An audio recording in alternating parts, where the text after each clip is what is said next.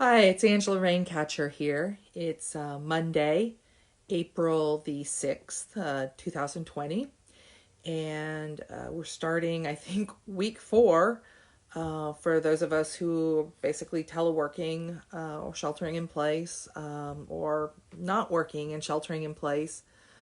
Um, and I just want to do a big shout out to everybody out there who's doing their part, whether it's staying at home and staying isolated to, not spread coronavirus, or, those of you who have to work outside of the house, the grocery store people, the public works people, all of the people in medical health, thank you guys so much. And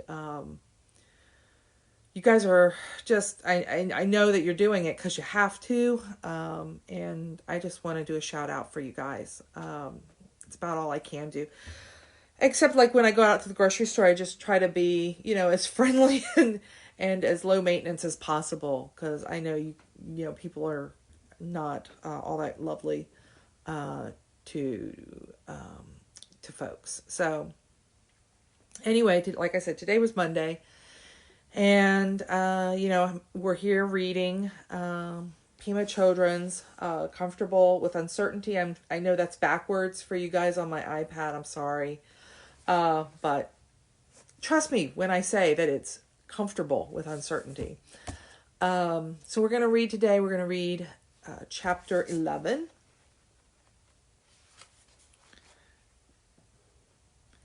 And chapter 11 is the Four Qualities of Maitri. Meditation takes us just where we are, with our confusion and our sanity.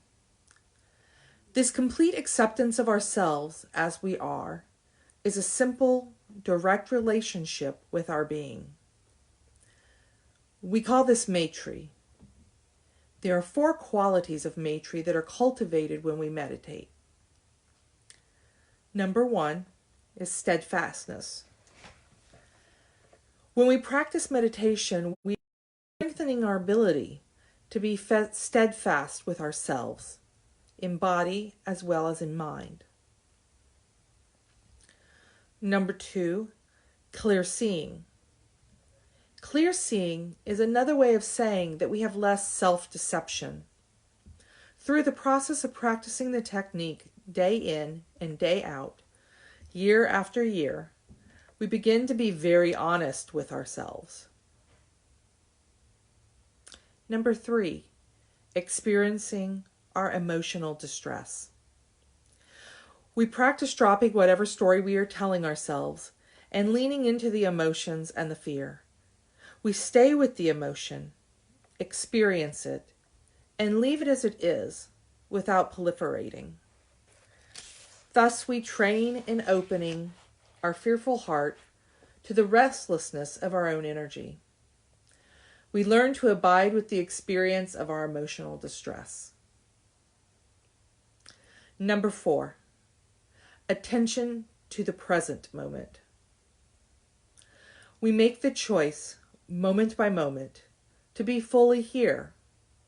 Attending to our present moment mind and body is a way of being tender towards ourselves, toward other, and toward the world. The quality of attention is inherent in our ability to love. These four factors not only apply to sitting meditation, but are essential to all of the bodhicitta practices, and for relating with difficult situations in our lives. By cultivating them, we can start to train as a warrior, discovering for ourselves that it is bodhicitta, not confusion, that is basic.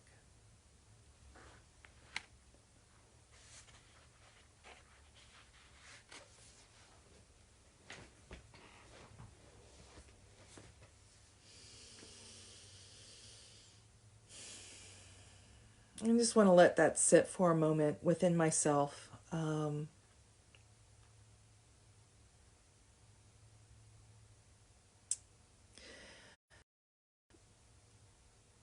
the message I keep getting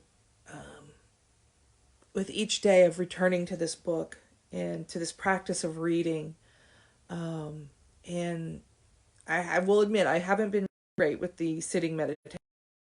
I feel like I'm kind of working my way into it with the reading, but what I keep coming back to over and over again is the need to be gentle with ourselves, to give ourselves the gift of Maitri, of loving kindness. We a lot of times that we give to other people. We give that to our children, our parents, our partners, our friends, and many times we don't, and many times I don't give it to myself. And so with this practice, I'm really trying to be gentle with myself and kind to myself, and to allow myself to whatever emotions that I have, to allow myself to sorry, a cat jumped on the couch right as I was in the middle of a thought, and I'm gonna thinking and let that go.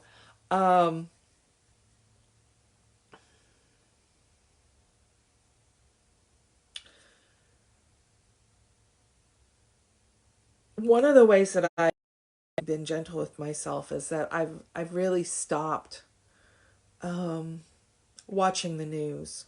I listen to NPR's Up First in the morning. It gives me a general sense of what's going on.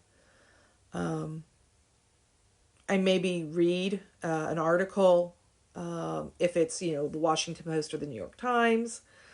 But I've just really tried to cut down on what's coming in, because that just really seems to rile everything up, and to move me into a place of more anxiety and more fear. And so that is one of the ways I've decided to weather this storm, if you will. The other is my work. And by my work, I'm talking work with a capital W. I'm talking about my artwork. So, I find that if I'm getting overwhelmed, I find that doing my artwork really brings me back into the present moment, because I have to think about what is here on the canvas, and what is right before me, and what is my very next thing to do. And I find that my whole breathing shifts, and my energy just really is grounded into my body when I'm painting, and also when I'm doing this, when I'm reading and talking to you all. My energy shifts, and I feel like I'm more present. I've also found that, at least once a day, something related or not to what's going on in the world will just hit me in a way, and I'll start to cry. And I've just been letting myself do that, and not beating myself up for it, not telling me like, what are you doing? You're such a whiner. Why are you crying? Get over it. And instead of doing that, just, letting the energy flow, and letting the tears flow, and because it's a discharge, it's a discharge of whatever energy is being built up. So I hope that anybody who's watching this, that you find your own ways of giving yourself the gift of loving kindness, and allowing yourself to be gentle with yourself during this time. Yeah. So I'm going to end there for today. If you're watching this on my YouTube channel, I hope that you will click like and subscribe. If you have any thoughts about any of the things that we're reading, or any of the things that I've said, whether it's here on Facebook or on YouTube, please continue the conversation in the comments. And I love you all. I see you, and I am here for you. Blessed be.